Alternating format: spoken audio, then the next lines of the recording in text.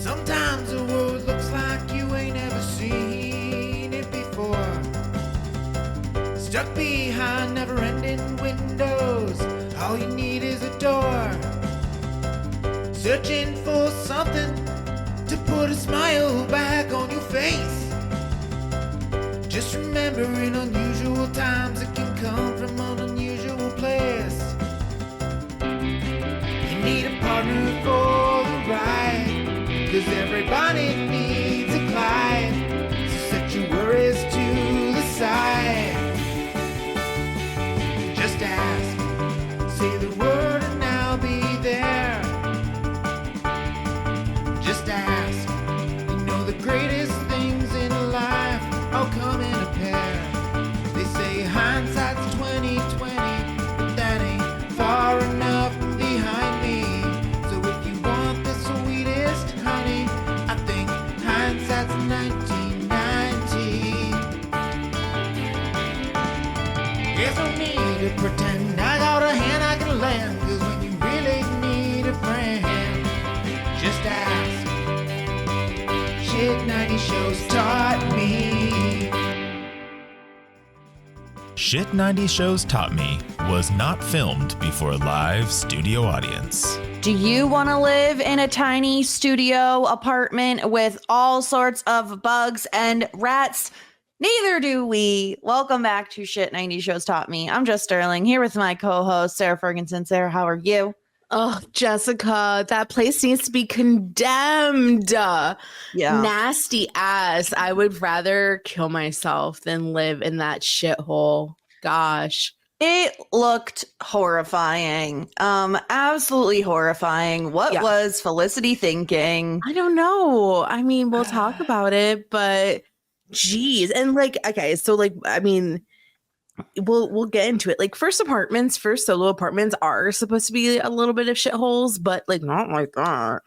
This is a whole other level of shithole. And I think what's worse is that then it's not just that she got herself into this situation, but she's dragging Ben alongside her. Good boy Ben, who is just trying to be a decent boyfriend. Of course, he has some like little hiccups, but I can't wait to talk about this episode. Season 3 kind of like comes in like a absolute tornado, and it's just like, what the fuck is happening here? We're in Lulu Kachu land. I was here for it. I've said it a million times and I'll keep saying it. I love a premiere and I love a finale, and premieres are beginnings. We get to see what these characters look like after having a summer away. We get to catch up with them and see what they spent their summer doing. And it's like a fresh new start. This episode really didn't pull any punches. There's like so much happening. So of course we're talking the season 3 premiere, the Christening, which you and I thought was like, oh, Ruby's baby is getting maybe not quite. Yeah. Ruby is not a twinkle in anybody's eyes. We out of sight, out of mind for Ruby. Bye, Amy Smart. She gone. No one cares anymore. Yeah. So instead, it was all about christening the new apartment, which I don't know that I would want to be naked in that apartment because bugs could crawl into all sorts of crevices. Oh, I know. Oh no. Okay. It's disturbing. Well, yeah. We are going to do something that we probably wouldn't normally do, because I want to start with Julie, how Julie spent her summer, because if you have followed us along, and I think I even mentioned it in the last couple of episodes, Julie's father, her birth father, needed a new kidney, and she was planning over the summer to give her new kidney. I have a very personal story and like a personal connection or like parallel to this, and it kind of hit me, Jess. Like you and I both thought that it was just like she's gonna give her kidney and she's gonna live happily ever after, but no, poor Julie. Right? The show hates Julie. Like, this is, again, I hate to like make comparisons to Dawson's Creek, but so obviously she is the Jen where they're like, how can we make Julie miserable this season? And instead of giving her a smidgen of happiness and hope, by like she did get a smidgen. I suppose, like she said, oh, it was great. Like I got to know him, but like, Sarah, if we are assuming the college school year ends around May, which is like probably about right. Yeah. That means she had under 2 months with her father because he passed in July. And that is so supremely brutal to not only like go through the like trying to see if she's a match and like getting to know her father just to lose him and like I mean, obviously I'm saying all these things. Everyone knows all of this, but it's just like, it's so brutal to see because Julie has already been through so much. And it very, I don't know if you felt like this, Sarah, but it felt like almost whiplashy to me because because I had such expectations of like, oh, this season, it's going to be about her, like meeting her dad, getting to know her dad. And then we come back and he's gone. And I was like, holy, what? How? What?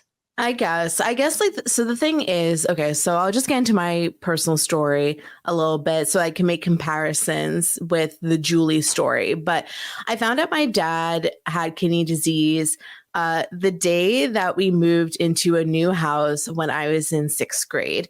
And I was maybe like 11 or 12 at the time. Like I didn't really understand what was happening, but I was told my dad was sick and he would have to do dialysis. And like I said, I was like 11, 12 years old. My sister was like 6 years old at the time. So we were really young. Flash forward 7 years. He was on dialysis for 7 years. I mean, for his credit, like my dad worked for the Yankees for 30 years. He like traveled with the Yankees. He would literally travel with his dialysis equipment. Like he was like really doing it, but like, you're not supposed to be on dialysis for 7 years. Like you're supposed to, it's a very, very long time. It's like pretty uncommon actually to be on dialysis for that long. And of course I was young, so I don't really know his process of getting on the list and, being on like trying to get a new kidney. I just know that like when I turned 18, I was like, I am going to test and I want to be a match for my dad so I can give my kidney. So I did that when I was 18 years old, like pretty soon after I turned 18. It's like a whole process. You get like the blood test. You have to go talk to a psychologist to make sure you're doing it for like the right reasons / like if you're in the right mindset for it. And I learned that like I was not a match with my dad. Now, that was quite surprising because I think that in my mind, I was like, I'm going to be a match. Like I'm going to save the day. Like I'm going to have my dad, like, we've been waiting all this time for me to turn 18. And like, this is like, like, this is it. Like I'm going to do it. And not being a match to my dad was like very shocking to me because I just like had convinced myself that I was going to do it. Now, on the other side of it, like my dad was already too sick to receive a kidney donation in reality, which I was not aware of when I was that age. But the thing with kidney disease is that it escalates. So like at first, like you're on dialysis, but eventually it affects your heart. It affects like by the time my dad passed away, he wasn't really able to walk. Like he was like wheelchair bound. Like he like wasn't like his, like it affected his heart. Like the way that he died was technically heart failure. Like it kind of like breaks down your entire body. So like he was already like progressed by the time that he could have accepted a kidney donation. And like I probably was testing maybe like the summer or like the late spring of 2007, and he passed away in March of 2009. So it like it escalated like really quickly. I didn't see probably the worst of it because I went away for college freshman year. So I probably didn't get to see like the worst, but I remember like he was like taking pain medication. He was like really out of it. So it's like, it's a nasty thing. And I'm not surprised in terms of like Julie, how fast it progressed, because if you can't get a kidney, like you can't operate, you can't function. And I don't exactly know like how long Julie's dad was sick. Like my dad even like, I don't know, like he kind of like kept it private from my mom for a bit. And like sometimes like I think like men might do that so that they can be like the strong person, whatever. It's whole family shit. But I want to talk about like how this is making Julie feel, because the one thing that I've had to like deal with as a person that like really thought that they were going to save their father's life is the guilt of like, and it's not my fault, I know that, but like I felt like in a way responsible like for not being a match. Like it's my fault that like I couldn't be the saving grace. Like it's like really like I like stupid me for not having the same blood type as my father, which of course like science doesn't work that way, right? Like it's totally not my fault, but it's hard to not think that way when you feel like you could be the savior, like that you can be the one. So seeing Julie talk about not being a match and her dad dying soon after, not having that much time, and just thinking about like all the missed time that she had with him. I mean, like I like broke down pretty quickly. And then seeing her like later in the episode just like crying to herself, like I also like a lot of people like didn't know. I mean, I didn't know how badly like losing my dad at that age was affecting me. Like I very much like pushed it down. Like I just like my dad died during spring break, and when spring break was over, I went right back to school. Like that is like pretty much not normal, but it was the way like I dealt with it, because I like couldn't be home. Like I couldn't deal with like my life. I just wanted like things to be back to normal. And like anytime like I would be like dealing with anything, like it was like internally, privately, I like always say that I didn't even deal with my dad's death until like 10 years later, pretty much. So I really feel for Julie. It's kind of annoying to have a show be like, hello, here is your childhood teenage trauma, like displayed right in front of you to watch on a TV. And I think that like, for me, it was really hard to watch because obviously this is my story. Like I experienced what Julie experienced. It sucked. Like it really did, because I really thought that like I thought that, I don't know. Like, I know that he was like dying. I just thought that I had more time, right? Like, I thought that I had more time. I thought that like, it's the fate aspect, right? I think, especially you're that specific age where in your head, you're like, this is how the story ends. Like, I'm come in, I have the match, he gets better, and that's the story. And it's a great story. And I think it's like,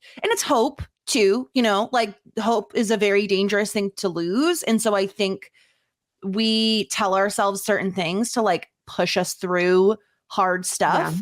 And I think that's what your brain did. And like, Julie, I'm sure, felt very similarly. Like, I think in her mind, it was probably, I either get tested and I'm a match and I save him, or I don't get tested and I never get to meet him.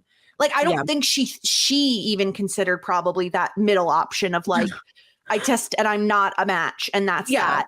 Because it was like you could have, before I got tested and like found out I wasn't a match, like you can just tell me, like you can tell me that I wasn't a match. Like I was exactly, you just thought, like, I know that I am.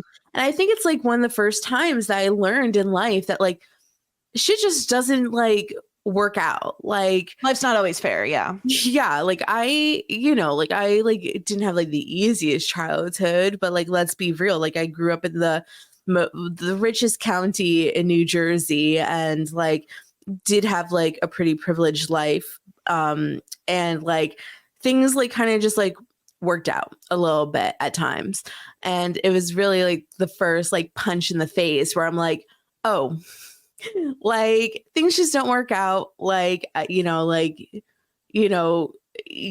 can't just like pray or beg the universe or God or whomever for things to just work out. Like things don't at times. And like, it's the harsh reality of life. Like I kind of wish I didn't learn that at like 18 years old. Like that's a little, it felt unfair at the time. And like my grandmother died like less than a month before my dad died. It was like just like a really like hard time for me as like a young person.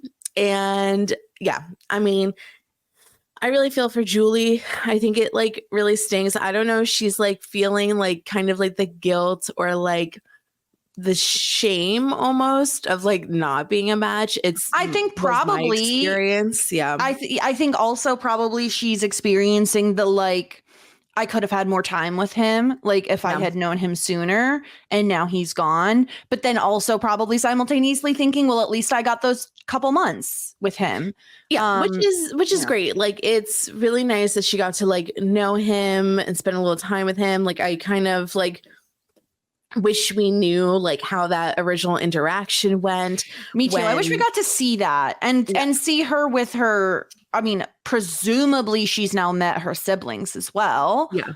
And I hope she has, because to your point, like it's a unique experience and it is something that like could be valuable to have a sibling to be able to like go through it with. Granted, Julie is much older than her siblings and she is just meeting them possibly for the first time. So like not exactly, a recipe for like helping through grief, but I don't know. It was really hard to watch Julie go through this episode, knowing that you have like a very similar story to her.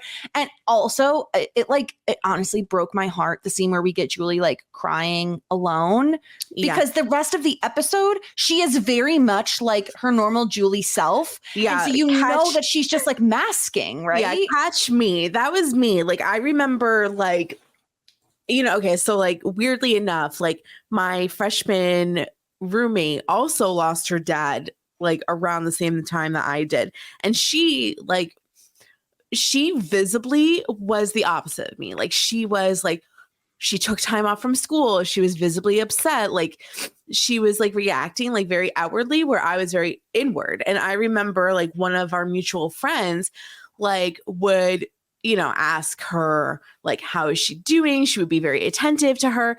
And I said to her, I was like, why are you not coming to me and asking me the same things? And she's like, well, I assumed that you weren't close to your dad because you seem fine. And it's just like how you display grief. And I was very much like Julie. Like I said, I went right back to school. Like I just like, just another day, like just like going to school, having like a good old time and everything. Like what I showed, like I just kind of like jumped back into like normalcy. And I was like, it was just like, it's just so, it like always like surprised me, because I was like, oh wow, like that's how I'm like putting myself off. Like I seem like I'm like totally fine. Like I was just like dealing, I mean, honestly, a part of me probably wasn't dealing, like a big part of me wasn't dealing with it, but like I definitely wasn't showing that I was dealing with it. Yeah. Yeah. And it just really, it made me feel so much for Julie. It just like, especially like knowing you've been through something like kind of ridiculously similar to what she's going through, like kind of on the nose similar. And yeah, I hope that we get an episode this season where Julie is able to kind of like open up to one of her friends or someone. I don't know who, but like somebody, because I love that they showed it this way, just because that is a real way to deal with something, is to like put on a front when you're in front of people. And then in the quieter moments, when you're alone, when you have a moment to yourself, let it out. Right. Like I do that myself. Like I'm fairly good at pretending everything's okay. And inside I am like really like struggling. And I hope Julie is able to confide in someone, whether it's Elena or Megan, now that they're rooming together, or like, you know, living together. It's just so hard because like everybody at that age and into your 20s, everyone's dealing with their own shit. Nobody has time to be like an actual support system. Like, yeah. So it's like, it's really hard. Like maybe hopefully like maybe that's not the case. Like maybe she'll have like friends that are actually like, but for me, like everybody, like my best friends were dealing with their own shit that was different of it. Like, you know, everybody has their own mountain, but like I couldn't get like anybody's, I wouldn't have done it anyway. Knowing me, I wouldn't have like taken up that space, even if I needed it. But yeah, it's just hard. Yeah. It's a hard age because everybody is just dealing and with their own stuff. They're just trying to survive their own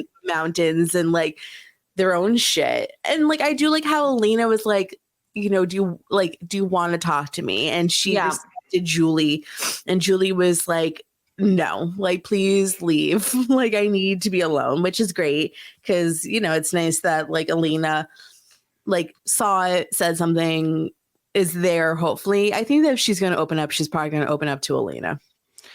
Yeah, I think so too, because they're, especially now that they're living together. Although, like, maybe we get surprised by Megan. Like, I think Megan is like, I feel like a Megan could surprise people with how emotionally deep she is and like how good of a person she might be to confide in with this sort of thing. Obviously we know she hasn't lost either parent because we've seen them. So we know that it's not like she's gone through something similarly and it's a mystery or something. But I just think she could be a good person to kind of have that sort of a conversation with. So we'll see. It was really, it was brutal. It sucked. It wasn't a fun thing to watch, especially because, like I said, the show loves to be fun, Julie. So of course it's going to happen to her. And it was such like a blip. Like it wasn't even big. And we spent like 20 minutes talking about it once again. Like I just kind of wanted to get it like out on the top. It's such a personal story for me. It's like such a big chapter and defining moment of my life. So I know that was only like probably like a collective like 2 minutes in the episode, but I don't know. It's like it was really hard. And now like we can talk about like all the fun shit because there is like a lot of like really, really fun things to talk about in this episode. First and foremost, we have a new theme song and I kind of fucking hate it, but that's okay. Okay, so you hate this one more than the da-do-da. Yeah, I don't like change.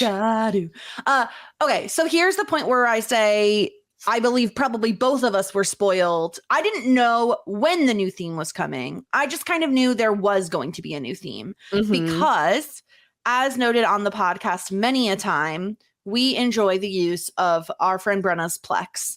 And on there, when you click into a show, generally it just starts playing the theme song of that show that you're like in the folder of. Yeah. And for Felicity, it doesn't do the da-do-das. It does this new theme song. Granted, it doesn't do it from the beginning. It does like the middle part almost. I didn't know that there is more to this story. Yes. I kind of feel meh on it. Like I didn't particularly enjoy the original one. And so like, I don't know. I just didn't really care that we got a new theme song. Maybe that's, I don't know. I need the lyrics. I think the song is called New Version of Me. Because it seems like kind of like, remember when Boy Meets World changed their theme song? And it was like, this is nonsense. Yeah. Yeah. Okay, I remember I think that this is it. Can you become a new version of you? Jessica, can you become a new version of you? To an extent. Yeah. New wallpaper, new shoe leather, a new way home. Shoe leather. Yeah, I don't remember.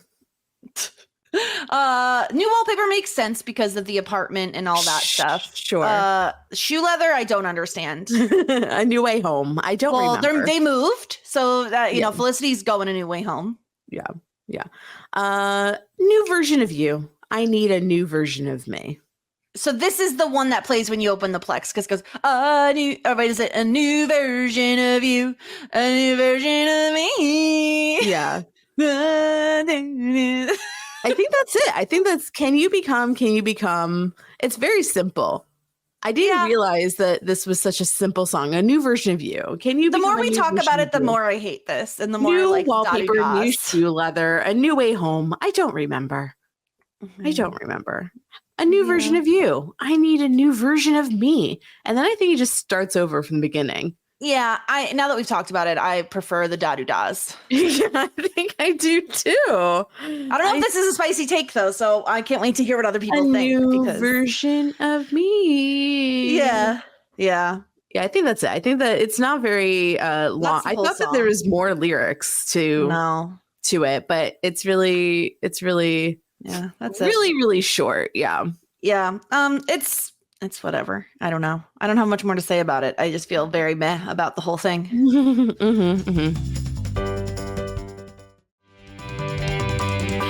So where do we want to go? We have so many options here. Noel and Natalie, Felicity and Ben living together. We have the whole new girls' dorm situation. I love the girls' dorm. The girls' dorm. You know that's going to be such a fun place to live. So fun. Okay, so the girls' dorm, I think it is supposed to be like a university apartment. Yes. And basically the plan was originally Julie, Elena, and Felicity were supposed to live in this, and they had a fourth roommate, and the fourth roommate is some rando British person. We don't know her. We don't ever know her. They've mentioned her like twice now. So to me, it feels like, okay, we're getting someone maybe like episode 2 or 3. And I'm trying to figure out who this might be. It just feels like they're making. Who is it? It's that random British girl that we got that worked with Joey at the bar. That lived with me. My God. Yes. I think, what if it was Eliza Dushku and she just popped up on both shows? You wish. You wish. I want to hear her British accent. Yeah, I guess I don't know who they would cast because I'm not very good at actors and stuff, but I'm going to let's make some predictions in terms of like personality type. Like what sort of person do we think this other roommate will be? Probably like some like punk rocker. Well, no, we kind of have that. It's kind of Megan. And we have the nerdy type in Elena. The like a little stuck up, a little like not stuck up, but just like type A, like buttoned up is what I meant. Buttoned up. Yeah, Julie is like your sensitive artist. Megan is the punk rock, kind of rough around the edges. Huh. I just don't think we're going to see her. I think that she doesn't exist. I think it's just like, it was just a logistics thing. And we're going to like, it's just that like Megan, Felicity, Elena, and Julie are going to live together, which I'm fine with.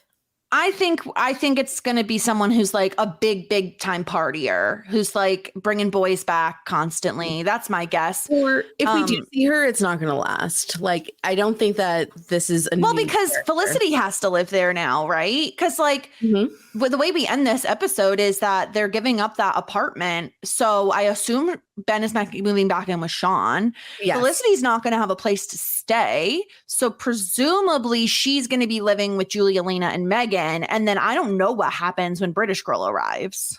Yeah, she's irrelevant. Yeah, so Megan wasn't supposed to live there either. She was supposed to live with Elon, Edwin, Earl. It doesn't matter. Earl. Oh, yeah, Earl. We met Earl. I think so. But something happened with that and she can't stay with Earl. So basically Felicity was like, hey, since you need a fourth, now that I'm living with Ben, you can have Megan. At first, they're like, no, but they start having a real good time with Megan. And I really like Megan in this dynamic, in this group of girls. I really, really liked the moment where Megan was like, I'm not moving out. And Julie was like, don't bully me. And Megan's like, yes, okay, respect. She's like, fine. I loved that moment. And I love that, like, it's just like, Julie is just like that little mouse that like doesn't seem scary, but like will bite. And Megan like backed off, which I thought was Megan respected really it. Yeah. Megan respected the move. And I'm right there with you because it was one of my favorite moments because it was very small, but I feel like sets the stage for a really interesting Megan and Julie dynamic where Julie's like, you may think that you can like push me over and like take charge, but I'm not going to take your crap. So don't try to bully me. Yeah. And I loved that. I think this housing situation is like my favorite.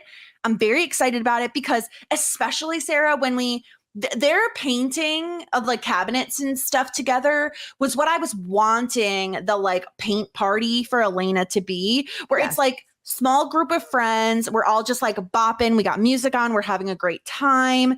And this is the problem with Felicity, Sarah, is Felicity is a boyfriend girly. And so she doesn't get to have the like fun girl time that so like, true. This is when you make the memes. This is when you make your BFFs. Yeah, I totally agree with you. Like she totally is a boyfriend girl, which is so annoying at times. But yeah, she really left these women high and dry with these plans. Like she can't basically like Felicity goes in, she's picking up furniture from Javier's friends, like Mitchell, storage facility, aka studio apartment, and is like, wait a minute, I would have the most romantic time living with Ben here. And it's in Brooklyn, so it's probably like a little bit farther away, and it's just like a fucking hellhole. Their apartment is in Manhattan, right? I would assume so, because I think that NYU is around Columbus Circle, if I'm NYU location. Like where is it in Manhattan? Washington Square Park, Greenwich Village. So it's like not southern, but like it's lower Manhattan. And Brooklyn is, I think, on like the total It's not close. It's not close. As someone who just visited the hellhole that is New York City. Tell me about it. Now that you visited New York literally 3 times, tell me about the logistics of New York City. Oh, I was not going to speak on that. Okay. I was mostly just going to speak on how awful it is. You were so dramatic. How much did you rage at everything? Okay. Probably less than the last time I visited because this time our hotel was in the financial district. So it was very quiet at night. There weren't constant honking cars, which is the thing that gets under my skin probably not the most, but it's up there. It's just background noise, Jess. It is not for me. Not for me. I've noticed this about myself and it's only gotten worse as I've gotten older. I don't know. Okay.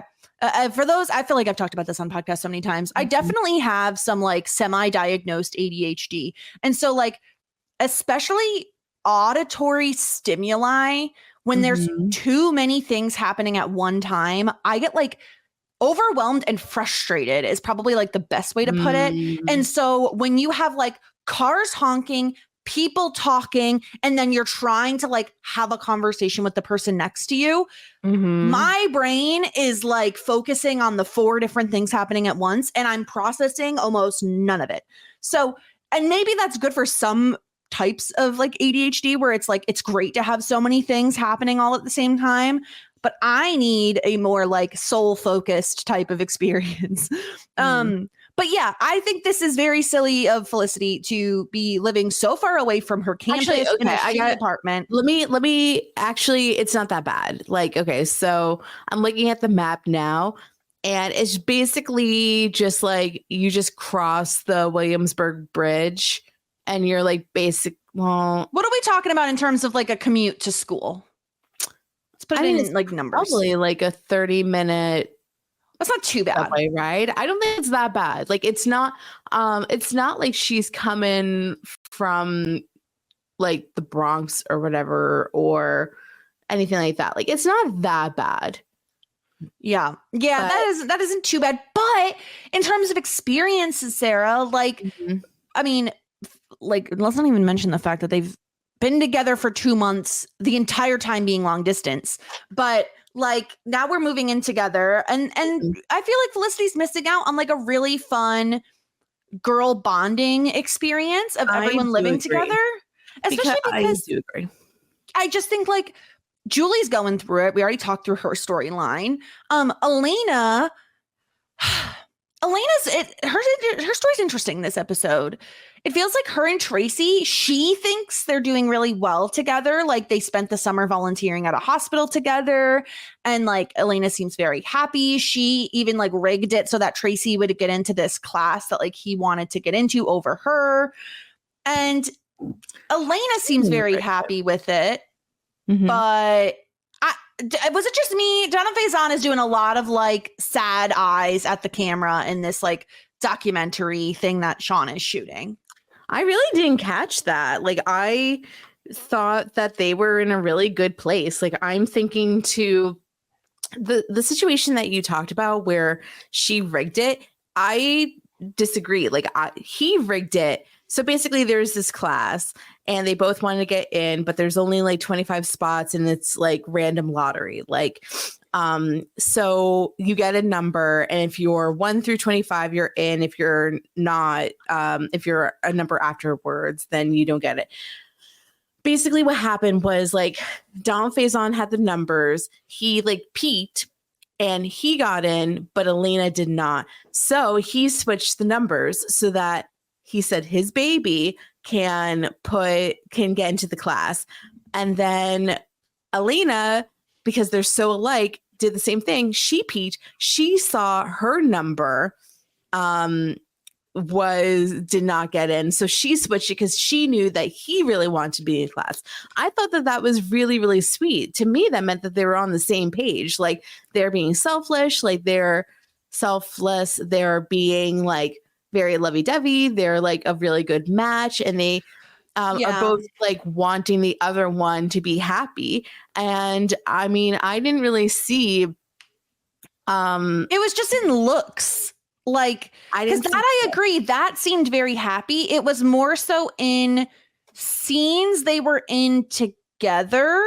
Like the very first one where they talk about like spending their summer at a doctor, you know, interning or volunteering or whatever. Whenever the camera would zoom in on like Tracy, just him, he looked kind of like sad or like he was like hiding something almost. And like, Sean asks at one point, like, oh, are you concerned about like the pressures and like being around other people, but basically because they haven't had sex? And Elena's like, no, why? And like Tracy doesn't say anything. It just seemed very weird because I agree. Normally, if we had just seen the whole thing about the classes and the number switching, I agree. Like they seem very cute together. They're like happy, but it was like those tinier moments that I'm a little bit concerned about. But I'm happy that Elena is going to be living with Julie and Megan so she can like have those sorts of chats and like talk it out with them. Yeah, like they spent the summer together. They were both working at a pediatric hospital. I do like remember there being maybe like a smidge of like she was like it was like the most amazing time and he was like I don't know. Like maybe he's feeling like maybe she thinks that like, oh, like we are going to like be in the same, like, we're going to be the same type of doctors and we're going to like, you know, work together. And maybe like he has dreams of doing something else and somewhere else separate from her. So maybe there's something like that. But yeah, like we'll keep an eye on that. I also agree with you. Like, I think it's really good for the girls to be together. It's just like, you know, you have your whole entire life to live with a significant other. I really do think that college is for your friends, but also it's really hard to be in that mindset when you're that age, because like for some people, because like you feel like you're grown and like you're excited about having like a partner and you want to be an adult and like playhouse. But as a person that's older, it's just like I just like look back and I'm like, yeah, like I'm happy that like I experienced living with my friends when I could, because there was like plenty of time to live with my boyfriends or whomever. Mm-hmm. Yeah, I agree with you. I wish I had done more of this sort of thing when I was that age. Like, Yeah, you hate girls though. No. I'm I joking. also I will say I do hate roommates. Like, but I think that's because I've never really had one, right? Like if I had one when I was that age, maybe I would feel differently. But I do think this is when you kind of forge those long-lasting friendships, or at least like friendships that will help you get through this time in your life, your 20s. Yeah. And so now Megan is also living there because Felicity drops out of the arrangement. So Megan moves in. Her and Sean are still together. They had a great time in Tuscany. And we get another situation. We don't see the Megan box, but we do see they have to carry these like massive black trunks up, and we don't find out what's in them. And I desperately want to know what's in Megan's trunk. I just think it's all of her belongings. Like I like she doesn't have boxes. She just has trunks, which I don't know. I had a trunk freshman year of college and I just like kept all my junk in there. But I feel like junk in the trunk. Yeah. I just feel like it was a bunch of really freaking heavy shoes. Like probably like she wears those like platform chonkers. Yeah, they're heavy. They're very heavy. So a bunch of Doc Martens, like they're all very heavy. Yeah. And so her and Sean are still together. Apparently, this is so funny because this was a prediction I had made, but like I don't think it technically comes true because it didn't actually we didn't get to see it all happen. But apparently they got caught having sex on her parents' bed when they were away in Tuscany together. Naughty. Very funny. I just never found the appeal of like having sex in a parent's bed, but maybe it's the only big bed. Maybe. And like it turns out they're doing really well. I loved the moment where like we see him about to tape them having sex and she like finds out and she's like, "You idiot, this is the wrong angle. Like you got to move the camera over here." It just like reconfirmed their compatibility to me. So I was very into this. Earlier when he was like interviewing her about like, "Oh, how was your summer?" She was like, "I had a great summer. I had like the best sex with like the most amazing guy all summer." And he's like, "No, seriously, like what, how was it?" She was like, "I had like a really good summer. It was really sweet." I really like them together. I think that they surprisingly work really well and everybody is like very supportive of them, which I thought was like really, really sweet. Like I had this prediction that like everyone's gonna be like, oh, like kind of weird about it, but like everyone's really happy for them and they're like, yeah, like, you know, if you're happy, you're happy. I'm sure Julie is happy. She has Sean off her back for once and everyone's just like really supportive, which is very sweet. Yeah, I loved this for them. So that should be really fun getting to see the girls dorming together.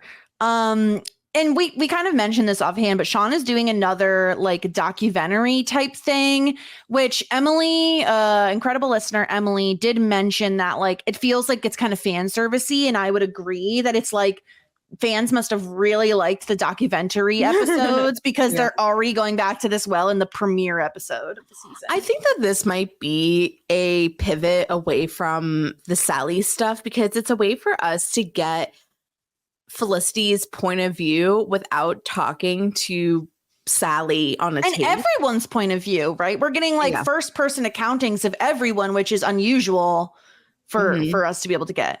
So I kind of like it for that reason because it has like more of a purpose than just like a Sally tape that we don't know Sally. We've never met Sally. So for us to get everybody's like inner thoughts, I do like it. I don't mind it. Yeah, I agree. I thought it worked better for me in this episode for sure, especially because it's like we're coming back from summer, so we want to hear what everyone has like been up to. Okay, do we want to talk about Felicity and Ben's shitty apartment, or do we want to jump to talk about Javier or Nolan Natalie? Let's talk about Javier, because Javier, I mean, he was away in maybe Spain. He was away somewhere all summer for a couple of months. Yeah. So he comes in, and it's really cute because we think that Felicity is greeting Ben like, I haven't seen him in a few months, yada yada yada. But she greets Javier, and Javier is just always so great. He's about to go to school. We get this really like heartwarming story about him and his mom, and how his mom really wanted him to go to school, but he chose a different path. And he's like, for her birthday or for Christmas, he's going to surprise her. Yeah, it's for her 65th birthday, which it's so sweet with the report card and everything. And I love Javier's stories. I especially love how he talks about like, oh, when I was younger, my mom used to, she gave him a nickel name, which was, the way he said nickel name was just so cute to me. And it was Jota. And it's very cute. And Javier talks about like rushing and all this. Like, what if Javier is the person who does the Greek life that you've been salivating for? I can see it, but also in reality, there is no freaking way that a fraternity is going to take Javier, who's like, I don't know, 30 something, maybe. I'm not quite sure how old. Javier at least. Yeah. And I don't know, but I can see him definitely trying rushing. It sounds like he doesn't quite know what it is, but he knows that a lot of people that go to college do it. So I do think that we're going to get a Greek episode this season, which I personally like. I am a huge lover of Greek life. I think that it's a lot of fun. And I'm excited to see Javier in that setting. I just don't know how he's going to fare with a bunch of like 18-year-olds that are also going to be rushing at the same time with him. Like his pledge class is just going to be like him and a bunch of 18, 17-year-olds, which feels a little, I don't know, like a lot, but maybe they'll love him. Like maybe it'll just like go in like the opposite way and they'll like really like him, but I can also see him getting hazed really badly. And that makes me nervous for him. I hope not. Yeah, I'm excited to see more of Javier. I was really happy to see him return, and like him and Felicity have their little reunion. He's so freaking cute. Like I just love him. I love his reaction to the fire in the apartment. Oh my god, that was fire! Yeah, and then Felicity is like, "I've been through this before." It was so good. She was absolutely fucking useless in that moment. Well, the fire extinguisher didn't work. It's not her fault. She did the right move. It was just no, she didn't do the fire extinguisher. It was Ben. Ben did everything. No, there was a fire extinguisher in their apartment, but it didn't work. And then he went and got the right. No, I think that he did both. Well, maybe I'm wrong. I don't know. She shot it and it was like nothing happened. But speaking of, let's talk about Felicity and Ben, because basically, Javier's friend Mitchell has this studio apartment. He's just using it for storage. Felicity has these like love goggles on. And so she's seeing the apartment through these like rose tinted glasses and thinks it's like a cute. And listen, there is something very quaint and adorable about your first apartment being this like studio apartment. You want to move in with like your boyfriend. You missed him so much over the past 2 months. Like, I understand where Felicity is coming from. Yeah, but girl. Too. Like this place, this apartment is so trashy. Like it's tiny, which in New York City, so expected. But like the bugs, like everything seems horrible. Like the pipe noises, everything seems tragic about this place. But Sarah, this cracked me up so much because famously, bring ourselves back a couple of years ago to the show Boy Meets World. Oh, we're in Topanga. They get their first little apartment together, and it's like married couple housing or whatever. It's ridiculous. Yes. The thing they're most excited about is the nook, the breakfast nook. Well, no, they liked, it was a nook, like a built-in bookcase. Yeah, but right. So sorry, both apartments have nooks. Yeah. Corey and Topanga have like a bookshelf nook. Yeah. And Felicity imagines this little breakfast nook. People love nooks. Like there's just something about a nook. I love a nook. It's just like feels cozy, right? Like this is like our little space. Quaint. It's this place is absolutely fucked. I would have died. I would have killed myself if I had to live here. It was dirty. It was rusted. It was moldy. It was crusty. There were bugs, humongous cockroaches, which like New Yorkers love to call cockroaches water bugs. No, they're fucking cockroaches. There was literal rats / mice, disgusting, revolting. The appliances didn't seem to work. They had a big screen TV, which was not actually that big. Like, can I ask what the hell that thing even was? That TV, I had to pause to look at it for like 10 minutes because it looked like it was an oven with like a TV off the back of it. I was so confused by this TV. Yeah, I didn't understand either. I mean, I think it was just like an oven, and then there was like a little TV, and then above it there was like a big TV. And that's the TV? I don't really know. It was like, this is like kind of like those things where it's just like the boys are in charge of the tech, and I do not pay attention. I remember old school televisions, but I've never seen one like this before. I mean, it was a flat screen TV. I don't know. It was, but it also had to be like in the middle of the room because none of the outlets worked. So they had to put it there. Also, my question is, there's a tub in the middle of the living room, right? Where the hell is the toilet? Was it in that back closety room? Like, where was it? It was probably just like a toilet in a literal closet. Oh, like a water closet is what they would call that. Yeah. It was absolute hell. And like Felicity is like, I see so much potential and blah, blah, blah.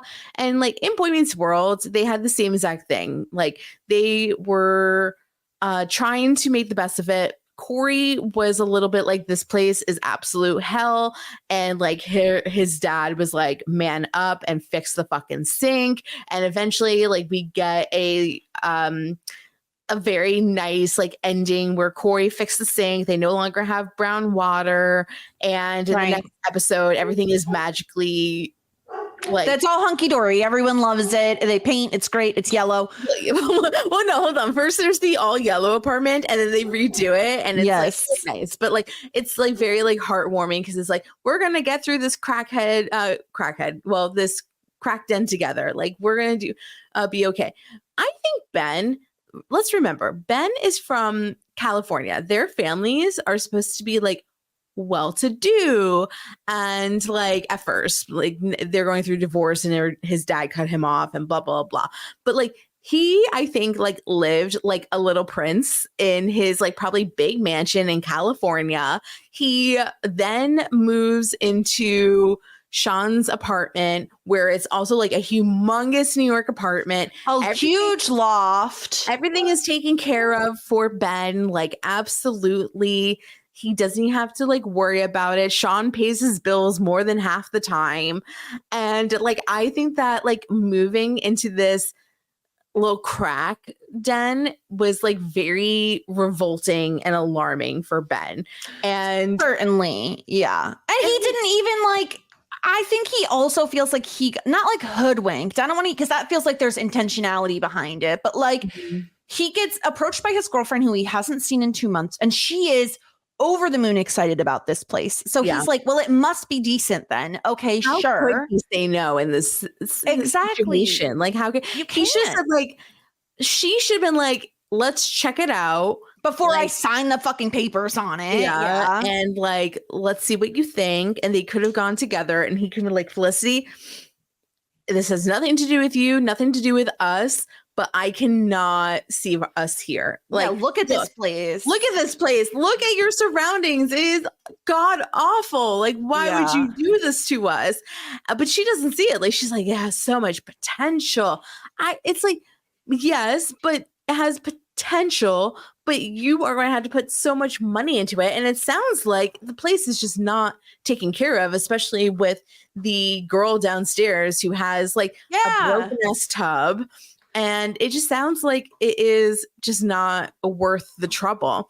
And the pipes are fucked and they make loud noises. There's bugs everywhere. Like, this is a recipe for disaster, Sarah. Like, moving in with someone is already very stressful because you're trying to like adapt to how the other person operates and lives and functions. And you're around each other all the time. And so this is already like a difficult situation without making it 20 times worse with the bugs and the loud noises and everything else. And the fact that Ben feels like he can't say no, like he has to live here because he wants to make it work with Felicity.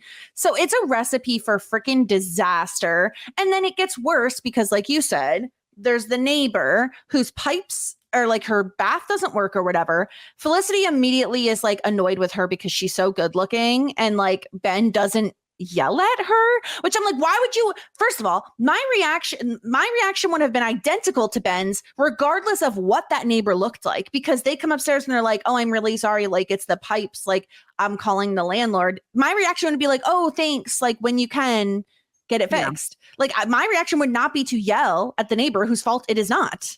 Yeah, he was a little smiley. Like I think that like she just felt like a little threatened because she was so hot and he kind of like went like goo goo gaga over her, but the words that he was saying was like fine. So she was already threatened by this woman, and basically the bad incident was that Felicity was out getting food for dinner, like groceries. She was going to make him a roast chicken. And he gets a knock on the door. And the woman, the girl, who's I guess like a model, I don't know, I forget her name. It's some sort of like Slavic or like Polish, Russian, Romanian name, is basically like, hi, my bathtub won't work. I really need to take a bath because I'm a dancer. I have ailing muscles. Can I take a bath in your bathtub? And Ben's like, I have to ask my girlfriend. Like, I don't really know. Like, maybe now is not a good time. And she's like, I'll be quick. And she kind of just like storms in. She barges in. Yeah. And here's the thing. I don't even think this is that. It's like it's a decent sized deal in terms of like a neighbor just randomly wanting to use your tub that you've like. It's not like you're friends with this neighbor. You've never really met this neighbor before.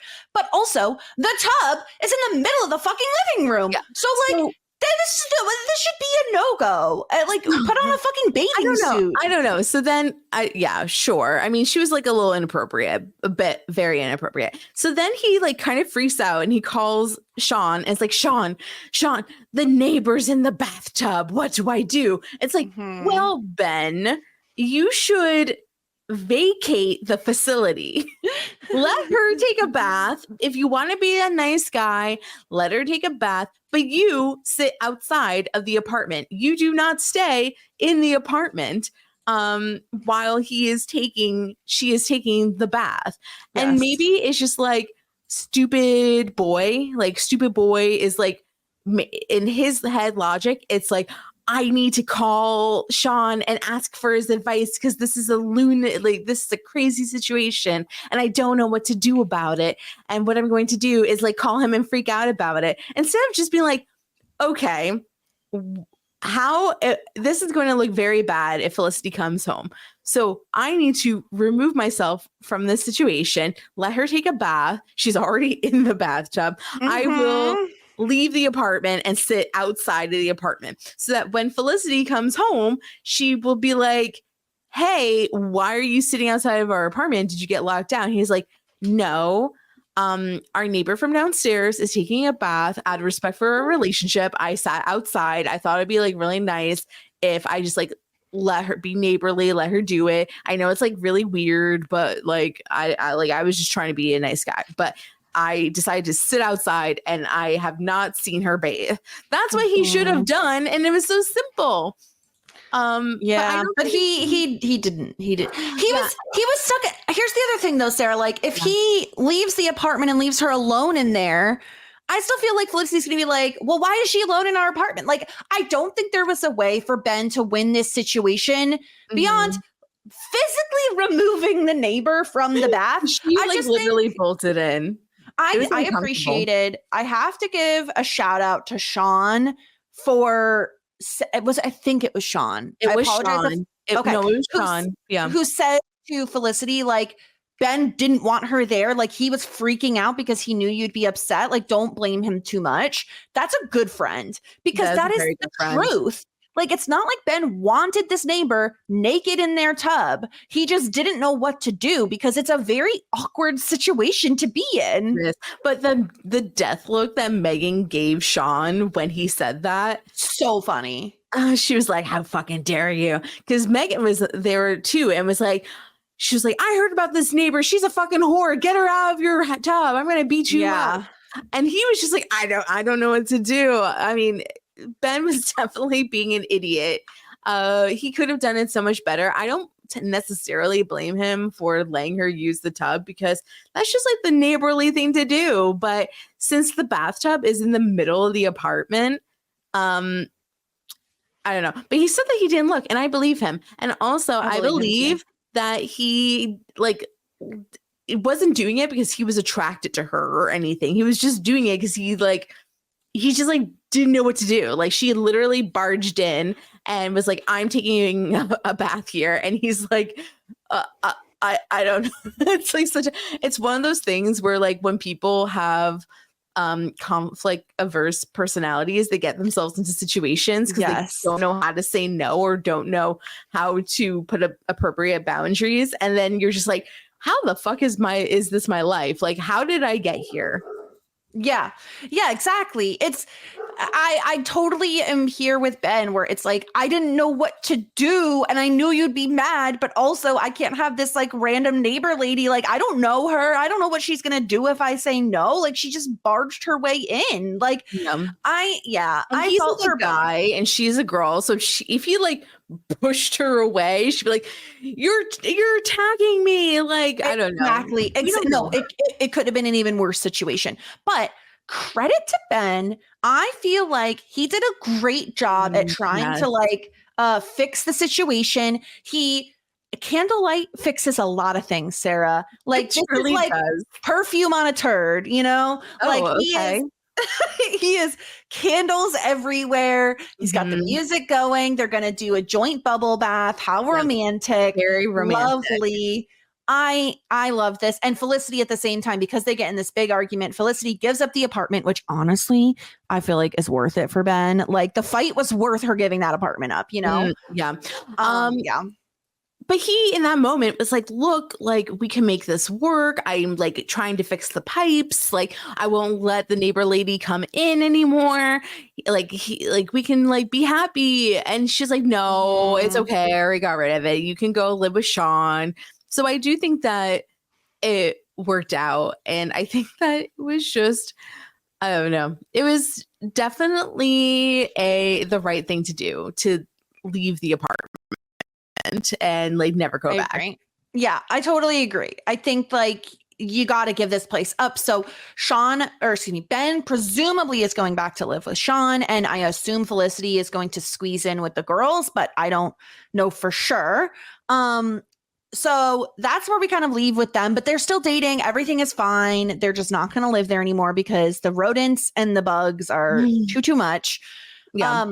The group kind of comes back together when everyone is wondering where the hell Noel is, right? No one's heard from him at all this summer. Richard especially is losing his mind. He can't find Noel. He's like he's a detective babysitter, Sarah. He's putting his little detector cap on, and he's trying to he's like, well, his brother talked to him at this point, and he got this letter from him, which had a New York postage stamp on it or whatever the heck. And it turned, and so like, we think he's in the city, but we don't know like if he's going back to school. And they're like, okay, we heard that this guy, Leon, he has a lead. Leon. Yes.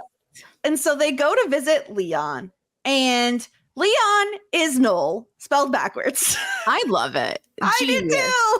Yeah, absolute genius. And Leon is a different guy from Noel.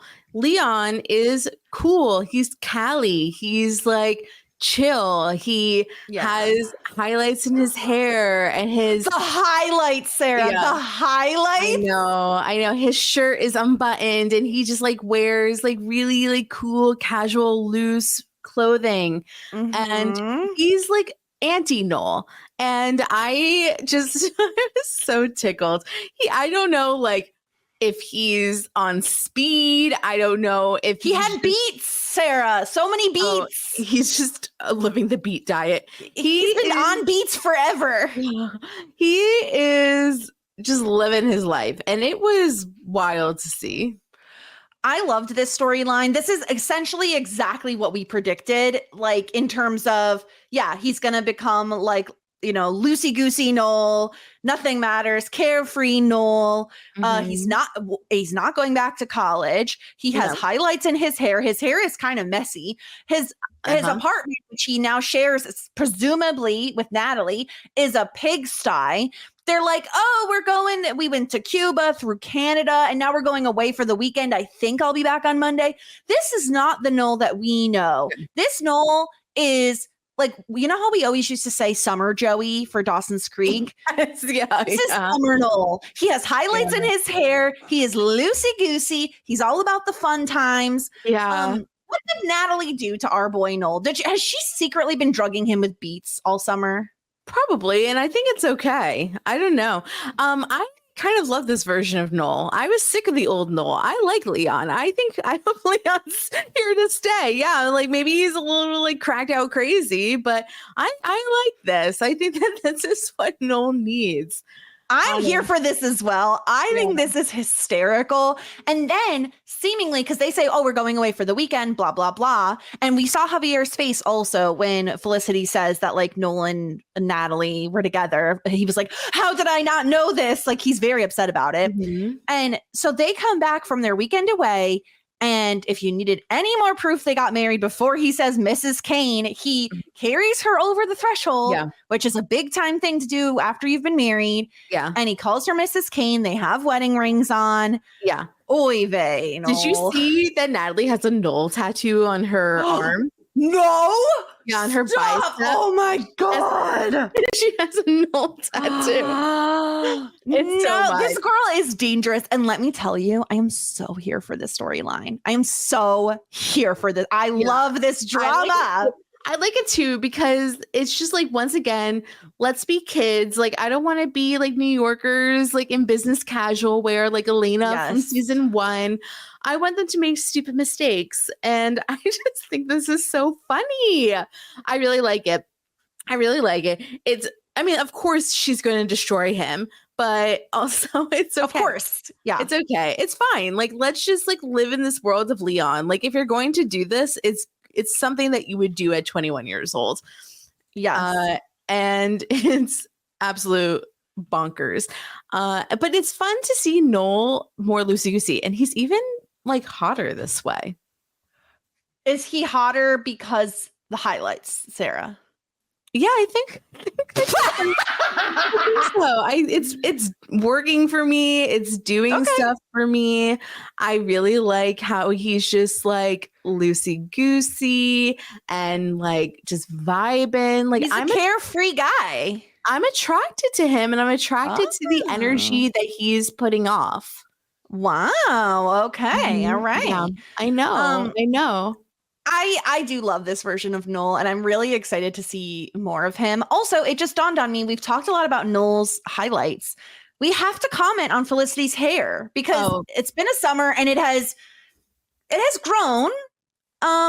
I still think she's in that very, very awkward stage of it growing, though. I don't know why. I just feel like it's worse. It's worse? I think it's better, but like not a lot better. I kind of think it's worse. I don't know. I'm not feeling it. Oh no, that's brutal. I know. Sorry. I think that like in a couple months it'll be better. I think it looks better than it did. Not like better. I think Julie's hair looks largely the same. Elena's looked pretty samey. Donald Faison always has the same hair, or lack thereof, really. Does Donald Faison have hair? No, and he never does, is the point. Yeah. Ben looked everyone else looked like pretty much the same, in my opinion. Yeah. Mm-hmm. But yeah, that I just wanted to bring up Felicity's hair. Anything else we haven't yet discussed that we need to before we get into some feedback?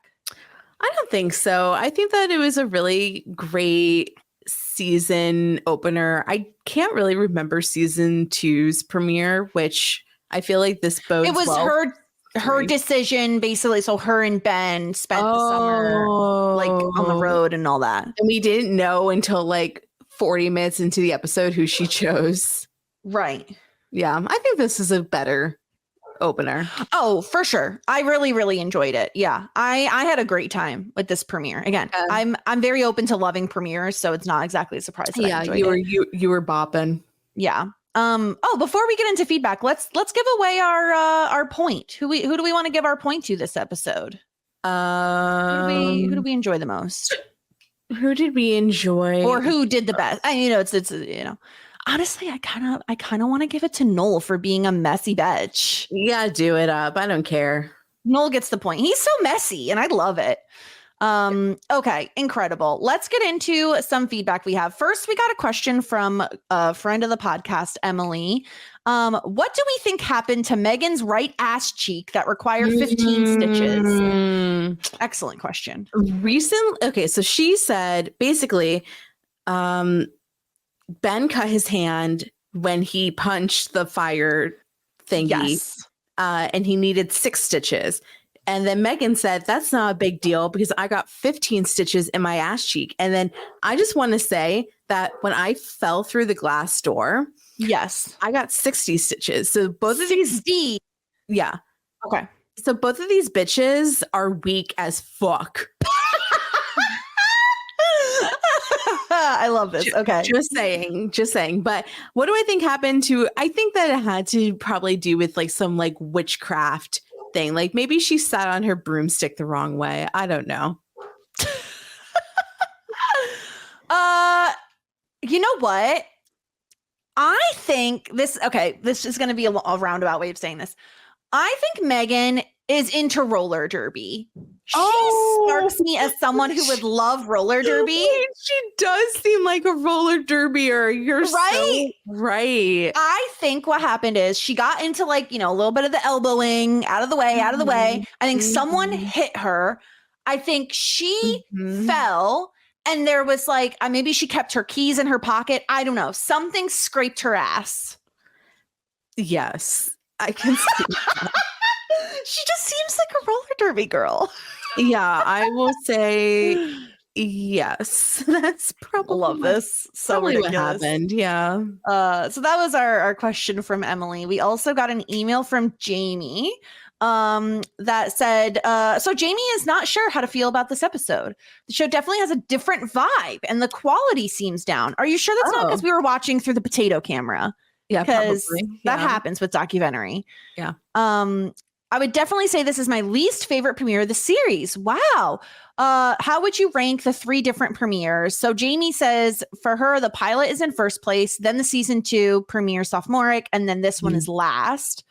Where would you rank them? I do think that the season 1 premiere is like really, really good. Like I think that it is just like the like her going to New York and then in the same episode telling him why she went to New York. It just totally turned the typical TV model on its head because we both thought that this was something that she would keep a secret until, I don't know, at least halfway through the season. So I would say like the premiere is probably number 1. I would put this season 3 number 2 and last season number 3. Maybe because like I was just like so annoyed that we had to wait so long to figure out who she went with. But yeah, I think that's where I stand. I think I agree with you. I think I'd have the same ranking. To end on a positive note, I thought the interactions between Javier and Felicity were adorable. I love how much he adores her. And I also thought the final Ben and Felicity scene in the bathtub was super sweet. I was glad Felicity realized it was too early in their relationship for them to move in. And I loved hearing her say she just wants them to have fun. I hope the show allows them that. And I know there needs to be drama, but I really hope we get to see Ben and Felicity enjoy their relationship and go on dates and fun couple things. And it was also great to hear Ben acknowledging that he thinks about their future and sees them together past college. I would agree. Like, because we've talked about it. I keep bringing up Dawson's Creek, but like this relationship does remind me of like the Joey Pacey one. And so I want that same fun energy for them, you know? Mm-hmm. Yeah. Yeah. Okay. So it wasn't 60 stitches. It was 50 plus stitches. I mean, that's still a lot. I know. I found a Facebook post from June 16, 2012. A 5-hour hospital trip and 50 plus stitches later. All I gotta say is a glass door shouldn't get between a girl and her dog. There you go. Yeah, it's true. And that's that. Also, Jamie said, I want to let you know I listened to your Hocus Pocus podcast this weekend. And since we are in Halloween season, I thought I would let you know that Scott Speedman has a new horror series on the Peacock app. It's called Teacup. And I believe it, right? I have not watched it. Oh, I thought that you did. Okay. I watched an episode of this other one name series that's like a horror thing that I wasn't I can't remember what it was called. Anyway, who's Zach and Cody? No, sorry. That's so horrible, so horrifying. No, I did send you a screenshot because I saw Scott Speedman was in it and he had a beard, and I was like, look at this beard. Yeah. But yeah, great shout out, Jamie. I will not be watching. I'm a big baby. It looks horrifying. I've been instead watching American Horror Story Coven per the request of Sarah. I've now seen, I think, 2 full episodes, and I think I started number 3. Yeah. I'm enjoying it because it's not like scary in a way that's going to give me nightmares. I have questions like how when you flip a bus that causes literally all your arms and legs to come severed off. It's just glass shards. A lot of glass. Lots of glass. Also, I find it hysterical that what is her name? Emma Robert? No. Yes. Emma. That's it. Emma Roberts. Mm-hmm. I feel like she's one of those like blink and you miss her actors, and so to like see her in this cracked me up so much. What do you mean? Like she's okay. I don't know that this is true. This is just my brain of like, I feel like she was in stuff, like she was in everything for like 2 or 3 years. And then suddenly she fell off the map and I have not seen her since. And so when I saw her, I was like, holy crap, it's Emma Roberts. Well, she's still doing American Horror Story. That's what you really missed. Yeah. Well, I thought it was an anthology. It is, yeah, but it's the same actors. They like I thought it was more like a White Lotus where it's a whole new cast every season. No, they use got it. Like they do like switch out actors, bring in new people, but they typically use like at least a handful of the same actors every season. Oh, okay. So yeah, I did not understand that aspect of it. Okay, all right. But yeah, a long story short, I am enjoying it. I think it's fun. And it's not super scary to where I'm like, shitting my pants and having nightmares, which is great. Mm-hmm. Okay, let's get into some audio feedback. We got a voicemail from DBK, so let's hear what he has to say. What up, though, ladies? All right. So off the bat, I know you guys didn't know. Well, I mean, I guess you knew because you guys, whatever device you're watching this on, has ruined the credits for you. But we have new opening credits, new theme song, all that good stuff. Megan's underwear in the fridge is now iconically in the opening credits. Good stuff. So Jess, get out your theme song, Mocking, because now you're going to have to miss it for the next 2 seasons. It's gone. It's never coming back. Sad. This is the new theme song. Good opening episode. Felicity gets a studio apartment for her and Ben with her rash decision making. Ditches out on the girls, but Megan swaps in. So we have Megan, Elena, and Julie living together. I'm sure you guys love Julie telling Megan not to bully her. We did. Sean and Ben will be back living together, and it looks like Felicity's also going back to live with the girls by the end of the episode. The whole Leon bit always cracks me up. Richard for the point this episode, because Richard is super funny in his clips for the documentary and him like tracking down Noel. And then you guys called it. Noel is married, so we're gonna have to be dealing with this now. And until next week, ladies. Peace. Leon. I love the Leon bit. The star of the show. Just like Leon. It's so perfect that Noel is Leon back, or either one is either run backwards. Yeah. Okay, let's hear what Temmie has to say about our season 3 premiere. Hi, Jessica. Hi, Sarah. I was listening to Rob Lowe's memoir as an audiobook recently, and he mentioned that he had met a Sarah as a teenager.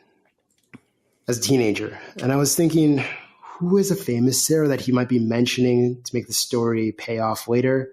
Sarah. I was thinking Sarah in my head without the H. Turns out he was talking about Sarah Jessica Parker. And I was like, if only I had just spelled it with the H in my head. Does this happen to you a lot where people misspell your name, Sarah? You might have mentioned this before, but I don't know. It was a big problem for me. So I have to consider both spellings in my head next time. But anyway, have either of you ever had times where you have radically changed your look or personality suddenly?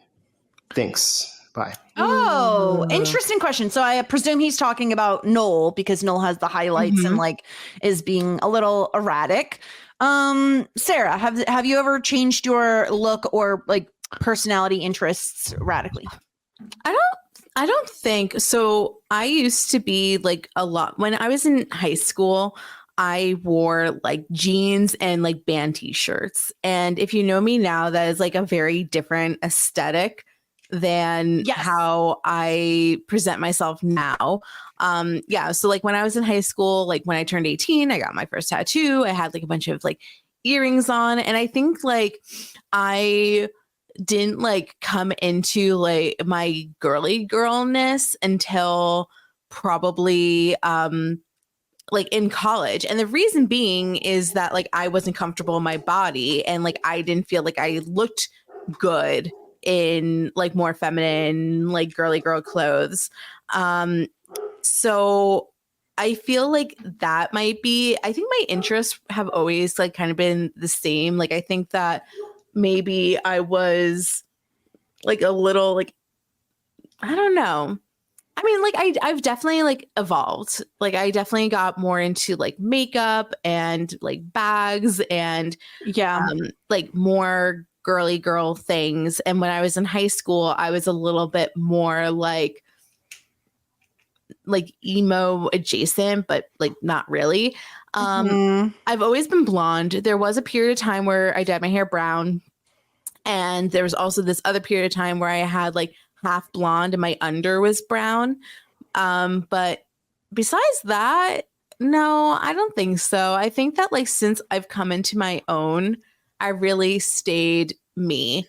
And then in terms of like my spelling of my name, it's like a Sarah's greatest plight. Like our name is always spelled the wrong way. Usually, I think it's probably more common for Sarah's without the H to have their name spelled with an H. I think that like people's go-to is to put the H. So like even my boss, who I've been, working for 7 years, still spells my name with an H sometimes.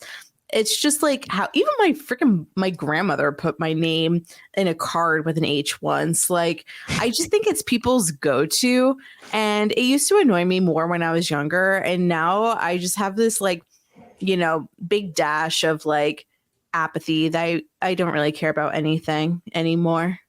So I don't really care. I don't really care anymore. Like I'm just like used to it, but like nobody, like people, like it is very hard. Like, have you known more Sarahs with an H than without? I feel like it's about even, though I will say like I think it depends, like to your point of, where do you default? Do you default to H or no H? I think that solely depends on who the main Sarah is in your life. Oh, right? Yeah.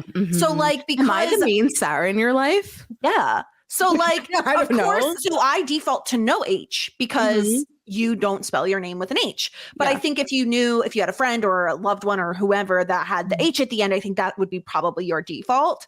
Do you like the name better with or without an H? And like pretend like my name is not Sarah. I like it better without the H because I feel like it's a little unnecessary. Like, why does that need to be there? It's kind of just extra. Yeah. Yeah. It doesn't change the way you'd pronounce it, you know, like it's all just the same. So yeah, I don't find it better. I'm very, this is your plight is that not only do you have a very common name, but it is also a name that can be misspelled very easily. Oh yeah. Whereas it's not like plight of it's not like it's wrong. Like, I mean, no, like, it's not. It's a way to spell it, but it's wrong for you. Whereas I have a super common name for our generation specifically. However, I do have the lovely aspect of no one should spell my name incorrectly. And if they do, I got questions for you. They're kind of like an idiot. Yeah. Yeah. I'm very lucky in that both my first and last name I could say them once, and most people will be able to spell it without asking clarifying questions. I do occasionally get a clarifying question about my last name, whether it's an I or an E, but most people just say, oh, like Silver. And I say, yes. Yeah. So I was named after my great grandmother who did have an H, and my parents wanted me to be a little bit more individual and have like my own spelling. And then also I am partially named after the Fleetwood Mac song Sarah that has no H. It's a good name. I mean, and it's okay. It's a fine name. Sarah was like a very common name for our generation, right? Like you probably went to school with a bunch of Sarahs, just like but there were two other Sarahs in my graduating class, but they both had the H, and they didn't have no H. Yeah. Okay. I mean, I don't know. I'm just, but good questions from Temmie. Well, have you ever changed your look or personality? I mean, I've changed my hair, not recently, but like a lot over the years. Like I've done a lot with my hair. I've never really been scared to like experiment with it. So I've had a pixie cut. I dyed my hair red. I've dyed my hair like a very, very dark brown. I've worn it curly. I've worn it straight. You know, I've had bangs. Like I've done kind of the whole thing. Probably my most drastic change was going to a pixie cut. It wasn't really spawned on by anything. Like I was in a stable relationship. It wasn't like a breakup haircut or anything like that, like Felicity's was. In terms of personality, it's interesting, Sarah, because I feel very similarly to you in that growing up, the majority of my life, and I don't think anyone really uses this term anymore, but like I was what you would have called a tomboy.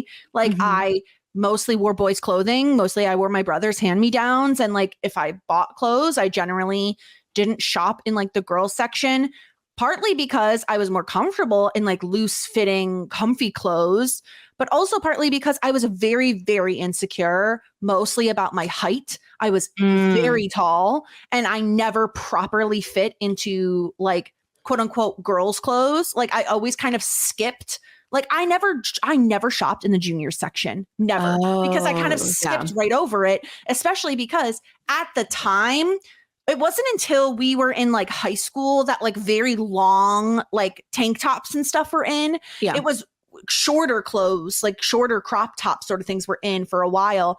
And they didn't fit me because I just didn't fit into them. And so this is a very long-winded way of saying that like I wore very boyish, masculine sort of clothes for a very long time. And it wasn't until I was like in college and beyond that I actually felt like I could wear dresses and more feminine sort of clothes. And that I embraced having much more of an hourglass figure.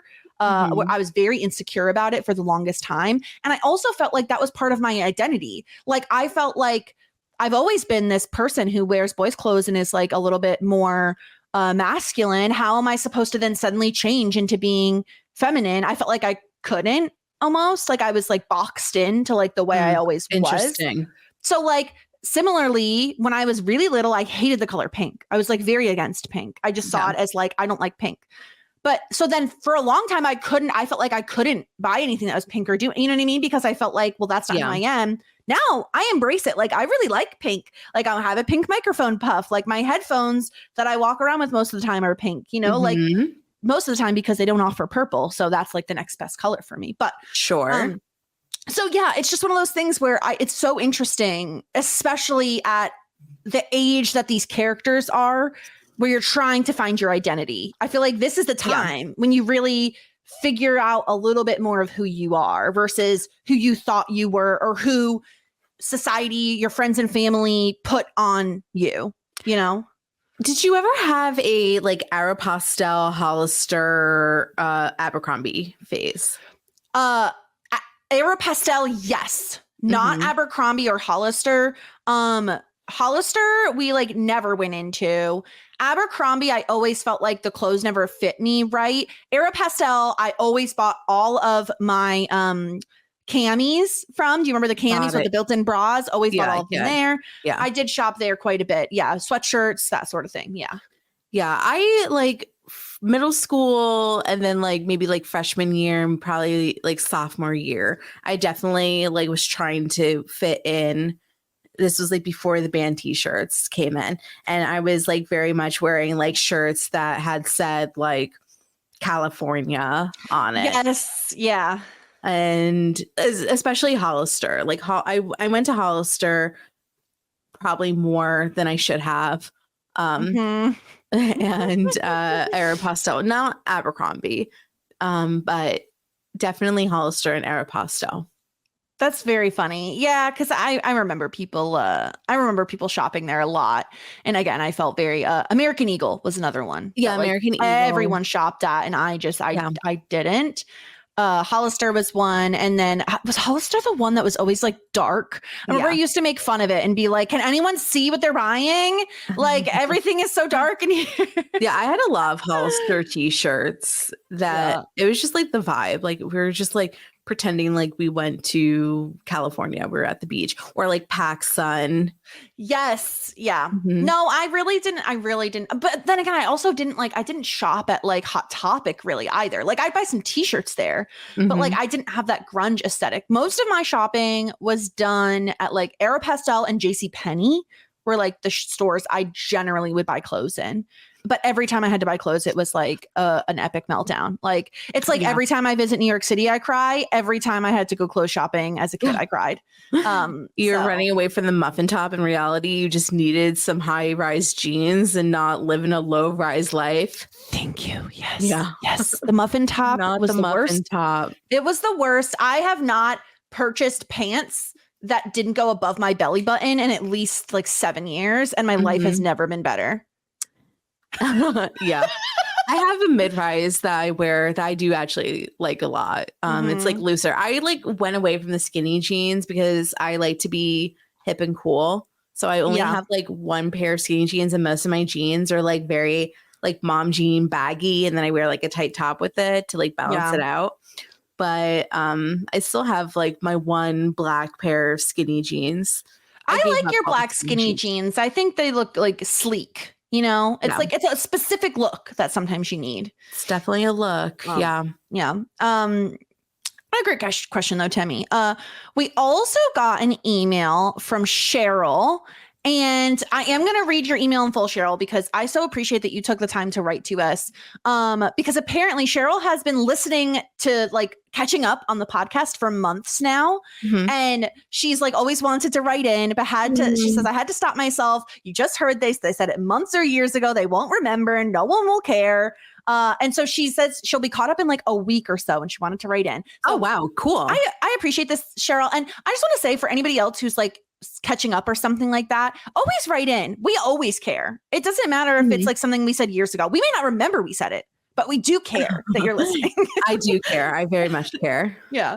So Cheryl says, I'm listening to you talk about Felicity season 2, episode 13, Truth or Consequences. You wanted people to write in about listening to podcasts or music in the grocery store. I remember this conversation. And she said, this is me. I'm the one going down the grocery store aisles listening to you or one of the 186 other podcasts I'm subscribed to. That's not an exaggeration. It's a whole thing. That's a lot of podcasts, Cheryl. I don't think, I don't know if I know the number of how many podcasts I listen to. Actually, I don't know if I listen to a lot at all. I don't listen to that many. Like, I'd say I listen to like a good, like, I guess it depends on how you want to quantify it, right? Like, okay, if I listen to Rob as a podcast, does that count as one? Or does each individual podcast they put out of like one is Survivor, one is Big Brother, those count individually? Anyway, so they continue. I'm probably reasonably older than most of your listeners. I was born in 1980. You can do the math. I didn't listen to podcasts at all until late 2016. Something funny happened to me post 2016 election. I'm kind of a news junkie and I used to have the news on the TV on in the background all the time. But after that election, it wasn't interesting, or it was interesting. Most of the people you see hosting or guesting on news programs are men. And for a little while, I couldn't stand listening to any of them talk. It didn't matter what they were saying. I didn't want to hear their voices. Gosh, this makes a ton of sense. I did want to hear someone's voices though. I'm a writer, which means I'm isolated for most hours of most days. Loud noises or people talking to me in person are distracting, but no noise is also a problem. Cheryl, I relate to you so much right now. News worked for me until it didn't. Music is also distracting. Sorry. What ended up working for me was discovering podcasts, particularly women-led podcasts. I started with newsy ones, but ended up just adding more and more on anything I was interested in. It almost got to be like having friends to discuss with, especially considering podcasters will frequently respond if you email or connect on social media. I got over hating hearing men talk after a couple of months, but I still liked having so many shows run by women to listen to. And there's so much crossover that listening to one tends to lead to more. So I have this huge list of subscriptions. I have a bunch that I'm caught up with, but I usually have a bunch that I've never listened to and want to go back and hear from the beginning. So I'll listen to usually 1 to 3 episodes of those per day, in addition to whatever's current, until whatever I catch up with, whatever backlog I'm listening to, and it becomes a current podcast. And then I start a new backlog. This is all incredible. Okay, so in order to keep up with that, I'm listening while I work, in the car, at the grocery store, while I make dinner, do the dishes, so on. My teenagers know the voices of the podcast hosts I like and sing along with the jingles. That's so cute. She said yours is a favorite. Oh, shout out to you, Cheryl, and to JD, of course, our incredible composer of our theme song. That's incredible. So Cher continues, I'm pretty weird, so I'm not going to say it's normal, but my podcasts definitely keep me company in grocery stores, lines, waiting rooms, etc. This is not weird at all, Cheryl. Like, I deeply, deeply relate to everything you're saying. I was a 90s teen, so yours is a lot of fun for me. I'd seen some of these shows, but I watched Felicity just for this. I missed when it was on. And Buffy is a favorite, so I'm excited you're doing it. While I'm here, I wanted to throw in my suggestion that I know you've heard from tons of people already, that My So-Called Life would be perfect for the show, and I think you'd like it. Trust me, Cheryl, it is on our list. We probably have mentioned this in a podcast you haven't even gotten to yet, but like it's not a question of if, it's a question of when for us covering that. Yeah. And she has a movie suggestion, which we also love. Yes, please. No offense if you don't take it. No one ever does, but I feel like it fits your theme, and I'd really like to hear someone discuss it. Toys, the 1992 Robin Williams movie.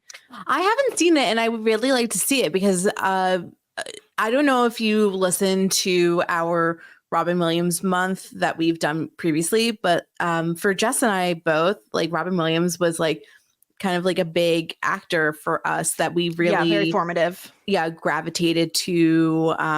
So I would love to do another Robin Williams month, and I've never seen Toys, and it's a rarity for me to not have seen a Robin Williams film. I totally agree with you. And it's one that I can picture the cover because I feel like I've seen the cover a lot, but I've never seen the movie. He's wearing a hat. He is wearing a hat. Yes. Yeah. It's like a white cover. And then like first of all, I know you've done this, but there's no bad time to revisit Robin Williams. And second, this is just a weird one. 90s latchkey kids like myself were used to our parents seeing a video at the Blockbuster was something like maybe a cartoon or say a Robin Williams movie that came out around the same era as Aladdin, Mrs. Doubtfire, etc., entitled Toys, and going, must be a kid's movie. Here, watch this while I'm out. And then it turns out it wasn't actually a kid's movie. Oh my God, that would have been so freaking funny. Toys is like that, only it's not like it's a real adult movie either. I love this movie, and one of my teens loves it too, so we watch it together a lot. But I don't know who this movie is for other than weirdos like me. I don't even know how to describe it. You have to see it. She says it's kind of like a coming of age movie, but it's not like your typical coming of age movie. Mm-hmm. Maybe it could be a Christmas movie, but definitely not a typical Christmas movie. So yeah, this is very funny. It's very 90s in a way that it just doesn't seem to fit anywhere, the way 90s teens proudly never really fit anywhere else. Mm-hmm. And because until it showed up on streaming, it felt like a fever dream, which fits in with a lot of that decade. Plus, where else are you going to get Robin Williams, Joan Cusack, and LL Cool J all together? Oh, we gotta watch this. This needs to be added to our list. We need to do another Robin Williams month. Yeah, I don't think we haven't decided what we were doing for November. So, I mean, if it's a Christmas movie, we are or almost maybe a Christmas movie. We are in drought season for Christmas movies. We are. This podcast. I don't know if we have many options left. No, maybe we just put it on the list for December, because even if it isn't necessarily Christmas, it has toys, which is very Christmassy. Yeah. Last year we were like, do we cover Miracle on 31st? Yeah. We're like, such a struggle. Yeah. I don't really want to, but I guess we could. Yeah. Maybe that's a good option. I like that. I like this idea. We'll put it on the episode ideas list, and possibly, because I mean, we need to talk about more Robin Williams. I love Robin Williams so much. Okay, so Cheryl finishes. I love listening and I appreciate what you do. Both of you are great and you have awesome guests. Thank you. Thank you. Thank you so much, Cheryl. That was such a lovely email. If you don't mind, Cheryl, I would love to get like a list of some of your favorite female-led podcasts, because yes, please. I think it's important to hear women speak and women podcasters. Unlike what Jane Lynch says, I don't think that we have shrill voices. And I think that it would be really nice to hear more. I agree, not just because I would like to plug some on the podcast, but also because I would like to subscribe to more. So let us know what you're listening to, Cheryl, because like I said, I'm the same as you. I am very distracted very easily. Podcasts are great background noise, and I need background noise in literally every aspect of my life. So give me some more background noise. What else you listening to, Cheryl? We appreciate you so much. When you get to this podcast, which shouldn't be, you're almost caught up, so it shouldn't be too long till you get here. And also, because you're watching Felicity for the first time, we'd love to hear your takes on it. And also, I want to hear your Buffy takes as well. Incredible. Well, that's, I believe, all the feedback we had. Thank you, everyone who sent it in. It's always so lovely getting to read all your thoughts on everything. And shout out to Emily, who was also sending her thoughts in. And she was like, "This is unbelievable. What is going on with Noel?" Everything great and wonderful in the world. Yeah, we love it. All right. Next week, this is such an interesting title for an episode, and I think it's going to be a fun one. Season 3, episode 2, the anti-Natalie intervention. Oh no. Very fun. That's so rude. Yeah. I think you could more phrase it as like, no, what are you doing? Not Natalie sucks. What are you doing? Boo. Okay. I'm very interested to seeing it. I love an intervention. It should be fun. So that will be next week. In the meantime, if you want to send in feedback, shit90spod.com, at shit90spod on Twitter and Instagram. We've gotten some feedback about our Hocus Pocus podcast, so make sure to go listen to that. And we're also, of course, covering Buffy at the same time in season 3, in one of the darkest timelines of a storyline that we've ever had. And I hate it. And go hear me rant about that. Just relax. Okay. I can't. I'll never relax, Sarah. Okay. All right. Sorry. Anything else? Oh, can I plug one more thing? This is not for us. I do have the Abbott and Always Sunny crossover over on Crying Laughing if you want to listen to that. Yeah, but just go. Okay. The other thing I want to plug is I saw Book of Mormon on Broadway. Oh, yeah. And it was so supremely good. Like, it was absolutely everything. I laughed the entire time. It was so funny. The music is so good. So if you ever get a chance to see it, I highly recommend it. I think it is my second favorite musical. Wow. I know. Okay. High praise. Nothing will ever be my precious baby Hamilton. But Book of Mormon is incredible. So go see it if you can. I'm glad that you enjoyed it. I loved it so much. And I think we're going to go see 6 in like next year, which I've also heard good things about. So anything else you have going on, Sarah, that you want to tell the folks about? Absolutely not. Wonderful. All right. You know where to find us. We'll be back next week for season 3, episode 2. Until then, have a good one, everybody. Bye. Just ask. Shit 90 shows taught me.